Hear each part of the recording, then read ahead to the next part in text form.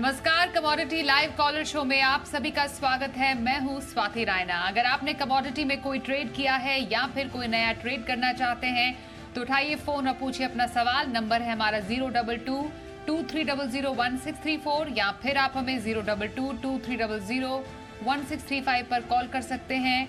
और आज आपके सवालों के जवाब देने के लिए हमारे साथ है दो खास एक्सपर्ट्स, केडिया कमोडिटी के अजय केडिया और पृथ्वी फिनमार्ट के मनोज जैन। दोनों एक्सपर्ट्स का स्वागत करते हैं आज के इस शो में और शुरुआत करते हैं कच्चे तेल से। तो हमने देखा कि कच्चे तेल की कीमतों में 4% से भी ज्यादा का उछाल आ गया है। ब्रेंट क्रूड $89 के पार निकल गया है तो WTI क्रूड का भाव $86 के पार ट्रेड हो रहा है। घरेलू बाजार में भाव 7,200 के करीब ट्रेड हो रहे हैं। दरअसल खबर यह है कि यूएस ने रूस के 2 कच्चे तेल के टैंकर्स पर सैंक्शन लगा दिए हैं और ये रूसी टैंकर्स G7 देशों के रूसी तेल पर $60 के प्राइस कैप से ऊपर वाले तेल एक्सपोर्ट कर रहे थे। साथ ही जो अभी इजराइल और हमास के बीच युद्ध चल रहा है उसका भी असर खास तौर पर हम कच्चे तेल की कीमतों पर देख रहे हैं। तो काफी सारे फंडामेंटल्स हैं कच्चे तेल को लेकर जिससे कि इनकी कीमतों में हम एक बड़ा एक्शन देख रहे हैं। तो आइए अब एक्सपर्ट्स से समझना चाहते हैं कि आखिरकार क्या अब आगे की राह है कच्चे तेल को लेकर। सबसे पहले मैं जानना चाहूंगी अजय सर आपसे कि फिलहाल कच्चे तेल में आप कैसा आने वाले दिनों में चाल देख पा रहे हैं, क्योंकि 4% से भी ज्यादा का कच्चे तेल में उछाल आना आने वाले दिनों में कैसा मूवमेंट दिखाता है? Very good evening Swati ji. अगर कच्चे तेल की अगर बात करें तो पिछला 15 दिन काफी वोलेटाइल भरा रहा, जहां पे हम देख रहे हैं कि सप्लाई कंसर्न की वजह से पहले भी हमने ब्रेंट को 98 तक जाते हुए देखा, फिर एकाएक डॉलर में तेजी की वजह से बड़ी गिरावट भी आई है। बट कहीं ना कहीं इजराइल को लेकर फिर से एक जंप आया, तो वोलेटिलिटी तो काफी ज्यादा है। तो मुझे लगता है सीजन से पहले भी EIA ने बताया कि डेफिसिट कंटिन्यू रहेगा दिसंबर तक। तो मुझे लगता है वोलेटिलिटी के साथ साथ कच्चे तेल में तेजी जरूर रहेगी। आज भी अगर हम देखें तो अच्छी गिरावट के बाद मार्केट एक रिकवर करता हुआ दिखाई दे रहा है, जो $86 के करीब आ रहा है। डोमेस्टिक मार्केट में भी हम 7150 के ऊपर ट्रेड कर रहे हैं। तो कुल मिलाकर जो अनसर्टेनिटी है प्रोडक्शन को लेकर, सप्लाई को लेकर चिंता और जियोपॉलिटिकल कंसर्न जो बना हुआ है, ये कच्चे तेल को कंटिन्यू सपोर्ट रखेगा। तो उसी को देखते हुए 7140 के करीब कच्चा तेल अक्टूबर वायदा लेना चाहिए। 7060 का स्टॉप लॉस लगाइए स्ट्रिक्टली। 70 to 50 तक के लेवल हम कच्चे तेल में देख पाएंगे। मनोज जी, आपकी नजर में अब जो क्रूड है अब $86 के पार तो हमने देखे है। WTI क्रूड, ब्रेंट क्रूड $89 के पार निकल गया है। क्या लेवल सर आप देख रहे हैं कच्चे तेल में और क्या स्ट्रैटेजी आपकी तरफ से बनाने की सलाह रहेगी? नमस्कार स्वाति, बिल्कुल जैसा कि अजय जी ने बताया कि हमने पिछले 2 अगर सप्ताह की बात करें तो बहुत बड़ी वॉलेटिलिटी जो है कच्चे तेल की कीमतों में आते हुए देखी है। इनफैक्ट कल ही हमने 3% से अधिक की गिरावट देखी थी जब यूएस की इन्वेंट्री जो है वो काफी बढ़कर आई थी। साथ ही यहाँ पे यूएस के महंगाई के आंकड़ों के बाद डॉलर इंडेक्स में एक जो है रिबाउंड देखने को मिला था। लेकिन आज जो नए फंडामेंटल्स डेवलप हुए हैं कि यूएस की तरफ से जो रशियन एक्सपोर्ट्स है उसके ऊपर फ्रेश सैंक्शंस की बात कही गई है और साथ ही जो मिडिल ईस्ट का जो टेंशन है वो भी बढ़ता हुआ नजर आ रहा है। तो हमारा मानना है कि यहाँ वोलेटिलिटी बनी रहेगी, लेकिन मार्केट जो है बाय ऑन डिप्स का ही है। तो यहाँ पे आज हम ऑलरेडी लगभग 4% की बढ़त यहाँ कीमतों में आते हुए देख रहे हैं। तो कहीं भी थोड़ा डिप आता है 7100 के आसपास तो फिर एक बार यहाँ पे बाइंग की जो है रणनीति बनाई जा सकती है। 6980 के स्टॉप लॉस से ऊपर में 73-7350 ये लक्ष्य जो है देखने को मिल सकते हैं। WTI में $88 और ब्रेंट में $91 तक के जो लक्ष्य है 1 से 2 दिन में देखने को मिल सकते हैं। तो मोमेंटम पॉजिटिव है। वॉलेटिलिटी में यहाँ डिप्स जो भी आते हैं उसको एक बाइंग की अपॉर्चुनिटी के रूप में देखना चाहिए। तो ये कच्चे तेल पर राय रही अजय जी और मनोज जी की तरफ से। लेकिन सिर्फ ये जो एक्शन और तेजी है हम कच्चे तेल में ही नहीं देख रहे हैं। सोने चांदी को देखें, वहां पर भी तेजी हमें बढ़ती हुई ही नजर आ रही है। सोना हो गया या फिर चांदी है, वहां पर एक अच्छी खासी तेजी का ट्रेंड हमें देखने को मिल रहा है। और देखिए जो MCX गोल्ड है वो 58,000 के पार निकल गया है और एक अच्छी तेजी हमें देखने को मिल रही है। और सिल्वर भी 70,000 के पार जाते हुए हम देख रहे हैं। पिछले 7 महीनों में अगर हम देखें ग्लोबल मार्केट में सोने के लिए सबसे शानदार हफ्ता अगर हम इसको कहें तो वो गलत नहीं होगा। और साप्ताहिक तौर पर सोने के दाम 2% से भी ज्यादा बढ़े हैं, तो सोने की चमक तो काफी अच्छी नजर आ रही है। और अगर तेजी की वजहों की बात करें तो साफ तौर पर जो एक जियोपॉलिटिकल टेंशन हमें देखने को मिल रहा है इजराइल हमास के बीच, उसके कारण स्वाभाविक तौर पर सोने की सुरक्षित निवेश की जो मांग है वो बढ़ी है, साथ ही जो कीमतों को सहारा भी मिला है। यहाँ पे आपसे सर अजय से समझना चाहूंगी, अभी सोने चांदी को अगर हम समझे, स्पेशली स्टार्ट विद गोल्ड, कीमतें तो अच्छी है, अच्छा शानदार हफ्ता भी रहा है गोल्ड के लिए, आगे क्या एक्सपेक्ट करें? बिल्कुल स्वाति, जैसा आपने बोला एक शानदार हफ्ता रहा जिसमें शानदार रिकवरी देखी है, बट इससे पहले अगर हम 15 दिन की बात करें तो शानदार वॉलिटिलिटी भी रही है। हमने देखा सोने के प्राइसेस में एकाएक काफी बड़ा फॉल आया, पैड के जो हॉकी स्टोन आते हुए दिखाई दिए। इनफैक्ट पिछले अगर हम शुक्रवार की बात करें तो मार्केट एकदम लोअर लेवल पे, मतलब 1820 1815 तक इंटरनेशनल में, डोमेस्टिक मार्केट में लगभग हमने देखा था कि 56,500 तक के भी लेवल मोटा मोटी दिखा चुका था। चांदी में भी हमने जबरदस्त गिरावट देखी, बट जो इजराइल, क्योंकि हम जानते हैं कि गोल्ड कहीं ना कहीं जियोपॉलिटिकल से ज्यादा इंपैक्ट करता है, जैसे इजराइल की न्यूज आई ये हफ्ते में हमने एक शानदार तेजी देखी। इसके अलावा भी एक न्यूज है, वो है सेंट्रल बैंक की बाइंग। हमने देखा इंडिया ने करीबन 7 टन के आसपास का गोल्ड में निवेश किया है सेंट्रल बैंक में। चाइना ने भी अपनी रिजर्व्स बढ़ाए हैं, जो कुल मिलाकर 2192 का होल्डिंग्स हो चुका है। तो कहीं ना कहीं जियोपॉलिटिकल टेंशन की वजह से और सेंट्रल बैंक की बाइंग की वजह से ये तेजी बनी हुई है। आज फ्राइडे भी है तो शॉर्ट कवरिंग कंटिन्यू है। मुझे लगता है थोड़ा सा वेट करना चाहिए इवनिंग सेशन के लिए, जहां पे मुझे लगता है प्राइसेस में थोड़ा भी पुल बैक मिलता है तो लेके चलना चाहिए। ओवरऑल प्राइसेस हायर साइड में 750 800 तक, इस वक्त 600 का भाव चल रहा है, तो आई थिंक 150-200 पॉइंट की अगर गिरावट मिलती भी है तो घबराना नहीं है, लेके चलना है। हायर साइड पे मुझे लगता है 750 800 तक का लेवल हम गोल्ड में देख पाएंगे।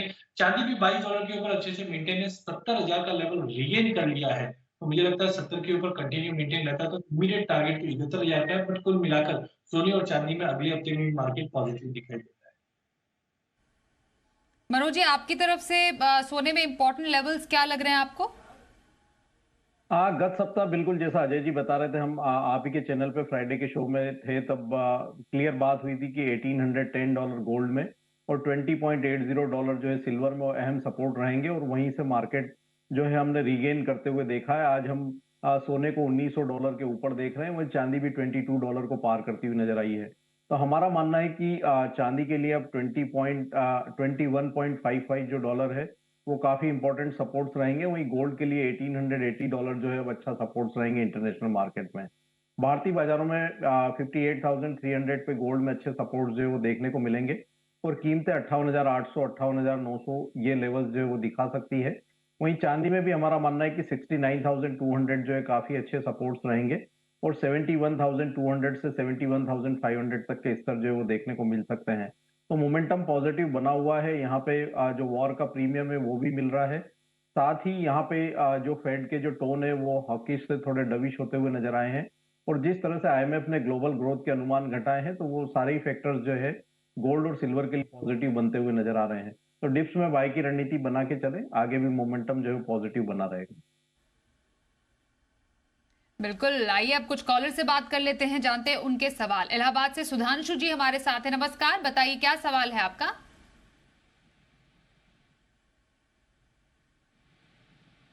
जी सुधांशु जी, सवाल पूछिए।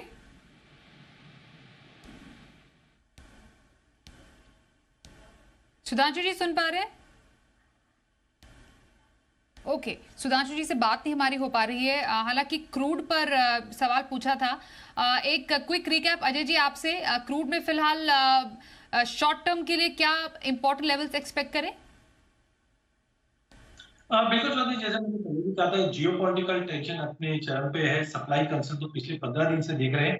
बीच में एक हेल्दी करेक्शन था, वो काफी अट्रैक्टिव बना देता है। वॉलिटिलिटी कंटिन्यू रहेगा, बट मुझे लगता है लॉन्ग साइड ही रहना चाहिए। इसमें दो तरीके से स्ट्रेटेजी बना सकते हैं। पहला है फ्यूचर में जो 7140 पे लेना है, 7,060 का स्टॉप लॉस रखिए। हायर साइड में 7250 तक का लेवल मिल जाएगा। एंड दूसरी तरीके से हम ऑप्शन में बाइंग कर सकते हैं, जहाँ पे 7200 का आपको कॉल लेके चलना है। अगर मार्केट फ्यूचर में तेजी आएगी तो उसका इफेक्ट हम ऑप्शन में भी देखेंगे, तो 7200 का कॉल लेकर भी ट्रेड कर सकते हैं। जी, राजस्थान से राजन जी हमारे साथ है। नमस्कार, बताइए क्या सवाल है आपका? मैंने 702.50 पे कॉपर लिया था। उसके लिए कब तक अभी जानना चाहते हैं? बाइंग किया हुआ है। ओके, बिल्कुल। मैं मनोज जी आपसे जानना चाहती हूँ, कॉपर में अभी आपको क्या स्ट्रैटेजी इनके लिए नजर आ रही है? 702 की बाइंग है इनकी।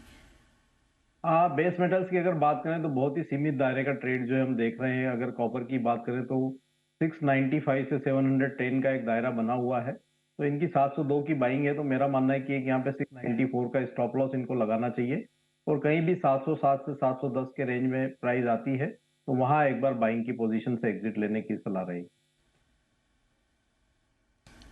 जी सर, बेंगलोर से जयराम जी हमारे साथ एक और कॉलर है। नमस्कार, बताइए क्या सवाल है आपका? नमस्कार मैडम, 2 साल से ट्राई कर रहा हूँ मैडम, आज फोन का कनेक्ट हुआ है, बहुत बहुत धन्यवाद। मैं सोने में जानना चाहता हूँ मैडम, करंट रेट पे क्या करना चाहिए? करंट लेवल्स पर सोने पर अजय जी क्या राय रहेगी आपकी? हाँ बिल्कुल स्वाति जी, मुझे लगता है कि आज शाम के सेशन में थोड़ा भी अगर पुल बैक मिलता है, लेट से 58 350 तक का भी लेवल मिलता है, तो वहां पे इनको होल्ड बाय करना चाहिए। अगर पोजीशन बनी हुई तो होल्ड करके चलिए। कुल मिलाकर मुझे लगता है प्राइसेस में तेजी का तो कायम रहेगा। जो इमीडिएट टारगेट तो 58,700 का है, बट एक्सटेंड करके 58,850 तक का भी लेवल मिल जाए, क्योंकि इंटरनेशनल में 1900 का लेवल वापस फ्यूचर ने रीगेन कर लिया है। जो अगला रेजिस्टेंस है 1920 है। इनको देखते हुए मुझे लगता है बने रहिए, या प्राइस पोजीशन 350 के करीब लेके चलिए, जो 58,850 तक का भी लेवल। मध्य प्रदेश से जगदेव जी हमारे साथ है एक और कॉलर। नमस्कार, बताइए क्या सवाल है आपका? मैम मैंने 75 से सिल्वर बाइंग की हुई है, तो यहाँ से मुझे निकल जाना चाहिए या बना रहना चाहिए सिल्वर में? मनोज जी क्या लगता है, सिल्वर पे अभी इनको इन लेवल से क्या स्ट्रैटेजी रखनी चाहिए? लंबी अवधि के निवेशक हैं, बिल्कुल बने रहें, और अगर कहीं भी डिप आता है 68,000 के आसपास फिर से, तो वो लेवल पे और पोजीशन ऐड भी कर सकते हैं। लॉन्ग टर्म जो ट्रेंड है सिल्वर का वो काफी जो है पॉजिटिव है। तो हमारा मानना है कि अगर ये साल भर से 6 महीने अगर होल्ड कर सकते हैं तो पोजीशन को होल्ड रखना चाहिए। 80,000 तक के भी लक्ष्य जो है यहाँ देखने को मिल सकते हैं, तो पोजीशन में बने रहना चाहिए। बिल्कुल सर, एमपी से हितेश जी से भी बात कर लेते हैं। नमस्कार, बताइए क्या सवाल है आपका? मेरा हल्दी पे सवाल है मैम, अजय जी से। मैम हल्दी किस रेट पे बाय करना चाहिए ताकि थोड़ा जोन में रहे? अजय जी, कौन से रेट आपको हल्दी के अच्छे लग रहे हैं बाइंग के लिए? देखिए, हल्दी में मैंने पहले भी कहा था कि फंडामेंटल लॉन्ग टर्म बहुत स्ट्रांग है, और हमने बार बार देखा कि 13 साढ़े 13,000 का जो जोन है ये काफी बेहतरीन सपोर्ट के रूप में निकला है। और 2 से 3 बार हमने देखा कि प्राइस 12,850 13,000 का लो मारता है और वहां से 14,500 15 के बीच में आ जाता है। तो मुझे लगता है अभी जो गिरावट है थोड़ी और बढ़ती हुई दिखाई दे रही है। नीचे में 13,200 13,300 तक के भी अगर लेवल मिल जाते हैं, वहां पे आप लॉन्ग टर्म के लिए लीजिए, बिकॉज जिस दिन से हमने इस बार एरिया अंडर स्विंग में ड्रॉप देखा है, एडी में ड्रॉप देखा है, एक्सपोर्ट डिमांड इस बार अच्छे रहेंगे। इनफैक्ट गवर्नमेंट ने भी इस बार एक बोर्ड का गठन किया है टर्मरिक के बिजनेस को और बढ़ाने के लिए। तो मुझे लगता है 13,200 13,300 एक बेहतरीन लेवल रहेगा लेने के लिए, लॉन्ग टर्म के लिए भी और शॉर्ट टर्म। गुजरात से गोगन भाई हमारे साथ अगले कॉलर है, उनसे बात कर लेते हैं। नमस्कार, बताइए क्या सवाल है आपका? मैडम जी, मैं एक किसान हूँ। हेलो जी, हाँ सुन पा रहे हैं, पूछिए सवाल। मेरे पास 140 मन जीरा है, आगे ऊपर क्या राय है आपकी? मनोज जी क्या करना चाहिए जीरे में? जीरे में पिछले अगर हम 1 से 2 महीने की बात करें तो काफी वॉलेटिलिटी यहाँ देखने को मिली है, और ऊपरी लेवल्स पे कीमतें थोड़ी सस्टेन होती हुई नहीं नजर आ रही है। तो अगर किसान है और अभी भी भाव हम देखें तो 56,000 के ऊपर है, तो एटलीस्ट इनको यहाँ पे अपनी पोजीशन का 40 से 50% जो है वो बुक करना चाहिए वर्तमान रेट पे। बाकी पोजीशन को होल्ड कर सकते हैं। 60,000 के आसपास के भाव मिले तो रिमेनिंग पोजीशन भी निकालने की सलाह रहेगी। ये रही जीरे पर राय। अगले कॉलर से बात करें, ग्वालियर से ललित जी हमारे साथ हैं। नमस्कार, बताइए आपका क्या सवाल है? मैडम मैं गोल्ड के ऊपर राय जानना चाहता हूँ, आज के दिन में क्या करना चाहिए? ओके, तो आज के दिन में गोल्ड पर मनोज जी एक राय बता दीजिए फिर से। गोल्ड में मोमेंटम पॉजिटिव बना हुआ है, लेकिन निचले स्तरों से एक अच्छी रैली देखी है, तो अभी वर्तमान लेवल पे बाइंग की सलाह नहीं रहेगी। थोड़ा डिप्स का वेट करें, 58,300 के आसपास रेट मिले तो वहां बाइंग जो है की जा सकती है। ऊपर में 58,800, 58,900 ये शॉर्ट टर्म में लक्ष्य देखने को मिलेंगे। कमोडिटी लाइव कॉलर शो में अगले दर्शक से बात करें। राजस्थान से अशोक जी हमारे साथ हैं। नमस्कार अशोक जी, बताइए क्या सवाल है आपका। जी अशोक जी सुन पा रहे हैं, सवाल पूछिए। अच्छा, उनसे कांटेक्ट नहीं हो पा रहा है, लेकिन मस्टर्ड पर जानना चाहते हैं। सरसों पर क्या राय रहेगी मनोज जी आपकी, क्या करना चाहिए? अभी ऑयल सीड्स हम देखें तो यहाँ पे काफी जो है प्रेशर देखने को मिल रहा है कीमतों में। और अभी जिस तरह से जो सोयाबीन का अराइवल यहाँ पे स्टार्ट है, तो ऑयल सीड्स की कीमतों में दबाव देखने को मिला है। हालांकि कल जो यूएसडी का रिपोर्ट आया था उसके बाद इंटरनेशनल मार्केट में थोड़ी रिकवरी देखने को मिली थी, लेकिन हमारा मानना है कि यहाँ पे ज्यादा बढ़त की जो है गुंजाइश अभी मस्टर्ड में देखने को नहीं मिलेगी, तो ऊपरी लेवल पे एक बार पोजीशन को निकालने की सलाह रहेगी। नांदेड़ से राजेश जी से भी बात कर लेते हैं। नमस्कार, बताइए क्या सवाल है आपका। हाँ जी, मेरा सवाल अजय जी से है। मैं अभी सिल्वर बाय करना चाहता हूँ, किस प्राइस पे बाय करें अभी इवनिंग के लिए? अजय जी, सिल्वर पर क्या राय रहेगी इवनिंग के लिए? देखिए, चांदी हमने ऑलरेडी काफी देखी है। अभी करंट लेवल पे तो मुझे लगता है थोड़ा सा वेट कीजिए। 70,100 का लेवल है। कल भी हमने देखा 70,265 का हाई मार्केट रिवर्ट कर गया था। तो मुझे लगता है 69,600 तक का वेट कीजिए। वहां पे आप चांदी को लेके चलिए, जो वापस ऊपर में 71,000 का लेवल मिल जाएगा। थोड़ा वेट कीजिए, शाम को 6 बजे के डेटा के बाद आपको 69,600 तक मिलेगा। वहां पे आप बाय करके चलिए चांदी। बिल्कुल, तो ये रही सिल्वर पर आए हमारे आज के एक्सपर्ट की तरफ से। थोड़ा मेटल काउंटर में, क्योंकि बहुत रेंज बाउंड कारोबार हम देख पा रहे हैं। अजय जी, आपकी नजर में मेटल स्पेस से कोई खास पसंद आपकी? देखिए स्वाति जी, पूरे बेस मेटल की बात करें तो चाइना पिछले हफ्ते छुट्टी के बाद निकला है, लेकिन जो स्टेप चाइना ले रहा है प्रॉपर्टी मार्केट को या मार्केट के सेंटीमेंट को उभारने के लिए, पर वो उतने ज्यादा कारगर नहीं है, जिसके चलते मार्केट में थोड़ा सा पैसिमिज्म बना हुआ है और रेंज बाउंड हो रहा है। बट फिर भी पूरे बेस मेटल पैक की बात करें तो अगर रिकवरी आती भी है तो मुझे लगता है कॉपर और जिंक, ये दो कमोडिटी पर नजर रखना चाहिए। सबसे पहले कॉपर है, जो मल्टीपल ऑफ टाइम हमने देखा 693, 694 का लो लगाकर रिकवर कर जाती है। तो मुझे लगता है 697 पे लेके चलिए, 692 का स्टॉप लॉस रखिए। लिमिटेड अपसाइड है, बस 706 का लेवल मिल जाएगा। वहीं अगर जिंक की भी बात करें तो जिंक भी 220 के नीचे ज्यादा सस्टेन नहीं कर पा रहा है। बट आई थिंक आज के लिए अगर बात करें तो 218-19 की रेंज में लेके चलिए, जो 223 का एक अपसाइड मिल जाएगा मंडे तक। बट बाकी बेस में थोड़ा वेट कीजिए। कॉपर और जिंक अगर थोड़ी भी रिकवरी आएगी तो पहले इनमें दिखाई दी। हरियाणा से मेघपाल जी हमारे साथ हैं, उनसे भी सवाल जान लेते हैं। नमस्कार, बताइए क्या सवाल है आपका। नमस्कार मैडम, मैं मैडम गैस के बारे में पूछना चाहता था, नेचुरल गैस के बारे में। आज क्या करना चाहिए, कहाँ पे?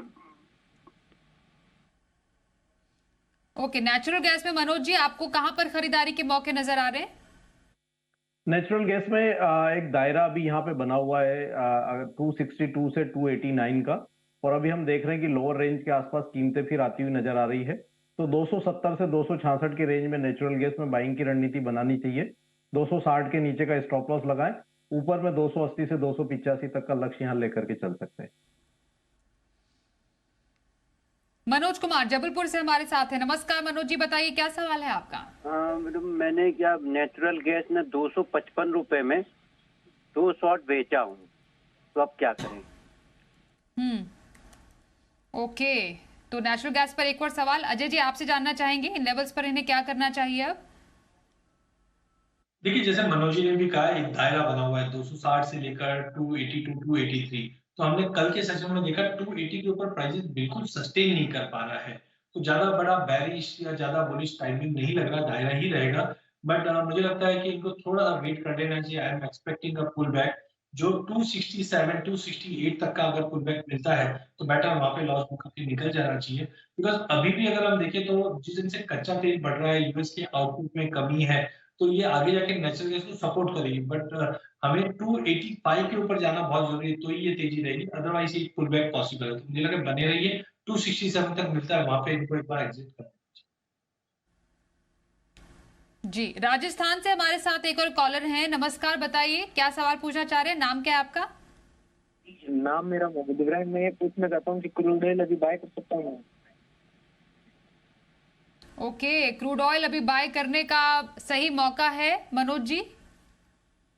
नहीं, अभी आज हम ऑलरेडी कीमतों को लगभग 4-4.5% की बढ़त देख चुके हैं और ये अपना रेजिस्टेंस लेवल जो एक 7,250 के आसपास है तो उसके आसपास ही ट्रेड कर रहा है, तो थोड़ा डिप का वेट करना चाहिए। 7,100 7,070 की रेंज में आए तो वहां पे बाइंग की सलाह रहेगी। अभी यहाँ पे प्राइस थोड़े ओवर स्ट्रेच है तो थोड़ा डिप का वेट कर लें, नीचे के स्तर पे बाइंग की सलाह रहेगी। दिल्ली से कुश हमारे साथ है। नमस्कार, बताइए क्या सवाल है आपका? हेलो, टीवी का वॉल्यूम प्लीज बंद कर दीजिए, सवाल पूछिए अपना। हेलो जी जी, सवाल पूछिए, सुन पा रहे हैं। मैम, मेरी 2 कॉपर प्लस है 715 रुपए के हिसाब से। ओके, कॉपर पर क्या राय रहेगी अजय जी? देखिए, मुझे लगता है कि पहले भी हमने 2-3 दिनों में देखा है 710-11 तक प्राइजेस जाता है और नीचे में 694-95 तक जाता है। तो आई वुड सजेस्ट कि इनको एक एवरेज के लिए एक लॉट 697 के करीब लेना चाहिए, 692 के स्टॉप लॉस से। और इस बार जंप आता है 706-707 के करीब, तो आई थिंक उनका एवरेज ऑलमोस्ट नियर आ जाएगा। वहां पे उनको टाइमिंग मुझे लगता है मार्केट 690 से लेकर 710 का जो ब्रॉडर रेंज है इसी में चलेगा। तो थोड़ा ट्रेड करके अपना एवरेज नीचे लाइए 707-708, जहाँ पे आपको निकलने के लिए थोड़ी आसानी रहेगी। बट कुल मिलाकर चाइना जो स्टेपिंग कर रहा है इसका बेनिफिट मिलेगा, बट अक्टूबर मंथ के बाद मुझे लगता है कि मिलना चाहिए। उत्तर प्रदेश अभिषेक जी से भी उनका सवाल जान लेते हैं। नमस्कार, पूछिए।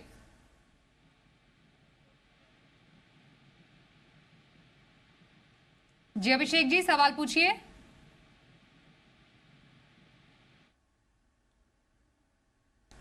उनसे बात नहीं हो पा रही हमारी, लेकिन समय भी समाप्त हो चुका है, समेटने का वक्त आ गया है शो को, इसलिए हम धन्यवाद करना चाहेंगे अजय जी और मनोज जी को हमारे साथ इस कार्यक्रम में शामिल होने के लिए। आज के शो में बस इतना ही। एक ब्रेक के लिए रुकते हैं, आगे भी खबरों का सिलसिला जारी रहेगा।